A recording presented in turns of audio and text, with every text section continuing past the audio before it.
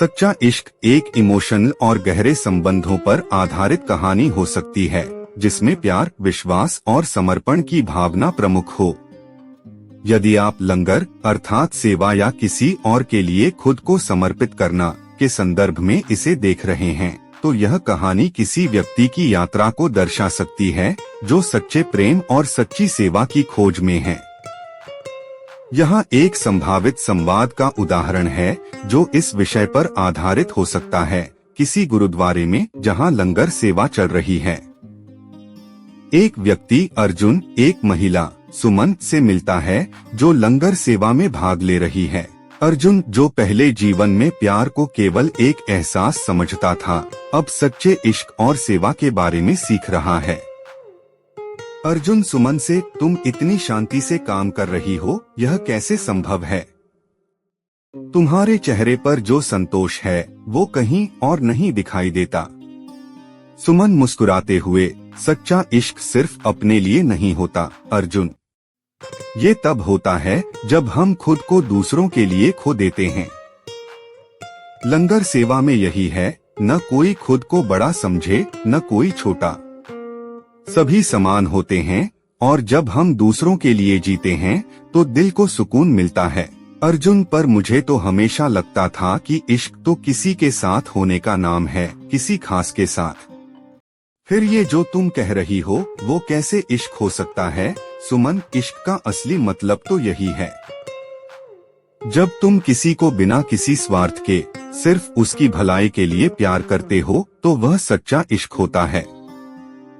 जब हम अपने आत्मा से जुड़े होते हैं और दूसरों की सेवा करते हैं तो हम अपने इश्क को और गहरा कर लेते हैं। यह कोई सिर्फ दो लोगों के बीच की बात नहीं, यह तो हर इंसान के लिए एक रास्ता है। अर्जुन सोचते हुए, तो क्या तुम्हारे लिए लंगर सेवा भी इश्क है? सुमन, बिल्कुल अर्जुन, जब हम किसी को खाना खिलाते हैं, उनकी मदद करते हैं, तो हम उन्हें अपनी आत्मा का हिस्सा समझते हैं। यही है सच्चा इश्क, न कोई बाधा न कोई शर्त। अर्जुन की आंखों में एक नई समझ की झलक थी। वह कुछ पल चुप रहा और फिर धीरे धीरे बोला, अर्जुन आंखें झुकी हुई, तो यह जो तुम कह रही हो वह सच में बहुत अलग है। मुझे लगता था कि इश्क सिर्फ दो दिलों के बीच होता है, लेकिन तुम कह रही हो कि यह तो हर इंसान के साथ होता है। सुमन संगीन तरीके से मुस्कुराते हुए, इश्क केवल दो लोगों का नहीं अर्जुन, इश्क तो एक भाव है, एक एहसास है जो तब पैदा होता है जब हम खुद को पूरी तरह से किसी और के लिए समर्पित कर देते हैं। इसमें कोई सीमा नहीं, कोई शर्त नहीं। जब हम दूसरों के लिए जीते हैं तब हम असल में अपने दिल को खोलते हैं और खुद से बढ़कर कुछ बड़ा बनते हैं। अर्जुन मन में गहरे विचार करते हुए, मैं समझ रहा हूँ। तुम कह रही हो कि लंगर सेवा ही इस इश्क का रूप है। यह तो मेरे लिए एक नई दुनिया है। सुमन, यह एक प्रक्रिया है अर्जुन। जो कुछ भी तुम करते हो, अगर उसमें तुम्हारा दिल होता है तो वह सेवा बन जाती है। लंगर में भोजन देना नहीं बल्कि प्रेम देना है। यह वही प्रेम है जो बिना किसी अपेक्षा के होता है। तुम देखो, जब हम किसी को प्यार करते हैं तो हम उसके लिए अच्छा चाहते हैं, न कि अपनी खुशी के लिए। अर्जुन, तो क्या तुम ये कह रही हो कि सच्चा इश्क कभी किसी के बिना नहीं हो सकता? वो तो हमेशा खुद से परे होता है। सुमन सही राह दिखाने वाले अंदाज में, बिल्कुल। जब तुम सच में किसी से इश्क करते हो तो तुम उसकी खुशी को अपनी खुशी मानते हो, और जब तुम किसी के लिए बिना किसी स्वार्थ के कुछ करते हो, जैसे लंगर सेवा, तो तुम्हारा प्रेम और भी गहरा हो जाता है। यह तुम्हारे आत्मा का विस्तार होता है। अर्जुन, लेकिन क्या इस दुनिया में सभी लोग ऐसा कर सकते हैं? सुमन, यह एक यात्रा है अर्जुन। हम सबकी राह अलग होती है, लेकिन जो इस रास्ते पर चलते हैं वो ही सच्चे इश्क के साक्षी बनते हैं। जब हम दूसरों के लिए जीने की कोशिश करते हैं तब हमारा खुद का अस्तित्व भी सशक्त होता है। तुम्हें यह समझने के लिए कभी न कभी अपने दिल की सुननी होगी। अर्जुन कुछ समय तक सोचता रहा, फिर उसने हिम्मत जुटाई और सुमन से पूछा, अर्जुन क्या तुम मुझे यह रास्ता दिखा सकती हो? क्या तुम मुझे सच्चे इश्क की यह यात्रा समझा सकती हो? सुमन ने गहरी शांति से उत्तर दिया, सुमन यह रास्ता तुम्हारे भीतर है अर्जुन। मैं तुम्हें सिर्फ एक दिशा दिखा सकती हूँ। तुम खुद ही अपने कदमों से इस रास्ते को तय करोगे। हर कदम जो तुम दूसरों के लिए उठाओगे वही तुम्हारा इश्क होगा। और यही है वह असली इश्क जो कभी खत्म नहीं होता, क्योंकि यह नश्वर नहीं, आत्मा से जुड़ा होता है।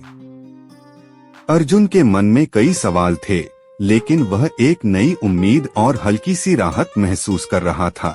अब उसे यह एहसास हुआ कि इश्क केवल एक भावना नहीं, बल्कि एक जीवन जीने का तरीका है। यह एक सेवा है जो हमें अपने भीतर की गहरी समझ से होती है। अर्जुन धीरे धीरे सुमन की बातों को समझने लगा और लंगर सेवा में खुद को पूरी तरह से समर्पित करने की सोचने लगा। वह जानता था कि यह एक लंबी यात्रा होगी, लेकिन अब वह इस रास्ते पर चलने के लिए तैयार था, क्योंकि उसने सच्चे इश्क का असली मतलब समझ लिया था। अर्जुन ने सुमन की बातों को गहरे मनन के साथ सुना।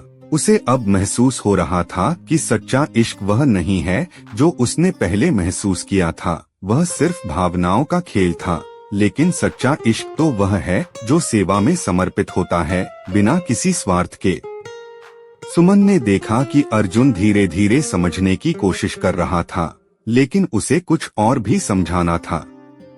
सुमन, अर्जुन, जब तुम लंगर सेवा में भाग लेते हो तो यह सिर्फ भोजन देने का मामला नहीं होता।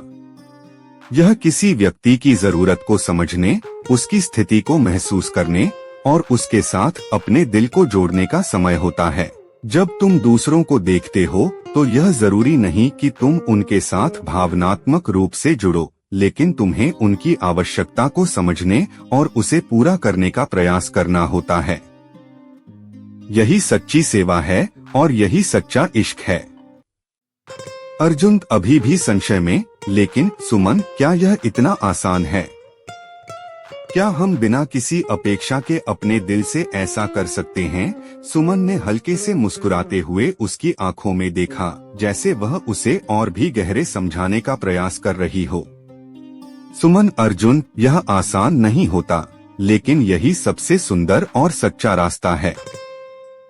जब हम किसी के लिए कुछ करते हैं तो हम अपनी इच्छाओं और स्वार्थ को किनारे रखते हैं। तुम्हें यह समझना होगा कि सेवा और प्रेम एक ही चीज के दो पहलू हैं। जब तुम किसी के लिए पूरी तरह से समर्पित होते हो तो तुम अपनी खुद की इच्छाओं को छोड़ देते हो और एक नई शक्ति का अनुभव करते हो। अर्जुन ने अपनी आंखें बंद की और एक पल के लिए गहरी सोच में डूब गया।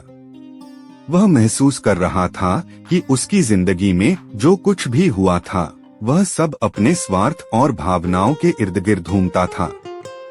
उसे लगा कि शायद उसने कभी सच्चे प्रेम को सही तरीके से महसूस नहीं किया था। अर्जुन, मैं समझ रहा हूँ। तो अगर मैं इस रास्ते पर चलना चाहता हूँ तो क्या मुझे और कुछ खास कदम उठाने होंगे? सुमन, हाँ अर्जुन। पहला कदम यह है कि तुम अपने मन को शांति से भर लो। जब तुम अपने भीतर शांति पाओगे तब तुम्हें दूसरों की जरूरत और दुखों का एहसास होगा। दूसरा कदम यह है कि तुम जो भी करो उसे पूरी ईमानदारी और समर्पण से करो, चाहे वह किसी की मदद करना हो या सिर्फ किसी की बात सुनना हो। हर काम में तुम अपने दिल को लगाकर उसे करोगे तो वह सचमुच सेवा बन जाएगी। और तब तुम देखोगे तुम्हारी जिंदगी में सच्चा इश्क भी आ जाएगा। अर्जुन ने धीरे धीरे सिर हिलाया। वह अब पहले की तरह भ्रमित नहीं था। उसकी आंखों में एक नई ज्योति थी और वह जानता था कि अब वह एक नई यात्रा पर चलने वाला है। अर्जुन, सुमन, क्या तुम मुझे इस यात्रा में अपना साथी बना सकती हो? मैं चाहता हूँ कि तुम मुझे इस रास्ते पर चलने का तरीका सिखा। मैं जानता हूँ कि मुझे और भी बहुत कुछ सीखना होगा। सुमन ने गहरी शांति से जवाब दिया, सुमन, अर्जुन, तुम्हारा रास्ता तुम्हारे भीतर है। मैं तुम्हारा मार्गदर्शन कर सकती हूँ, लेकिन तुम्हें खुद इस रास्ते को तय करना होगा। जब तुम सच्चे इश्क की यात्रा पर चलने के लिए तैयार हो, तो तुम्हारे कदम खुद तुम्हारी राह दिखा देंगे। तुम्हारी आत्मा वह मार्गदर्शक होगी जिसे तुम ढूंढ रहे हो। अर्जुन अब सुमन की बातों से पूरी तरह से प्रभावित था। उसने महसूस किया कि वह पहले से ज्यादा समझदार हो गया है। वह जानता था कि इस नई यात्रा में उसे अपने दिल को पूरी तरह से खोलने की जरूरत होगी। अर्जुन, मैं तुम्हारे शब्दों को अपने दिल में संजो कर रखूंगा सुमन। मुझे विश्वास है कि यह यात्रा मेरे जीवन को एक नई दिशा देगी।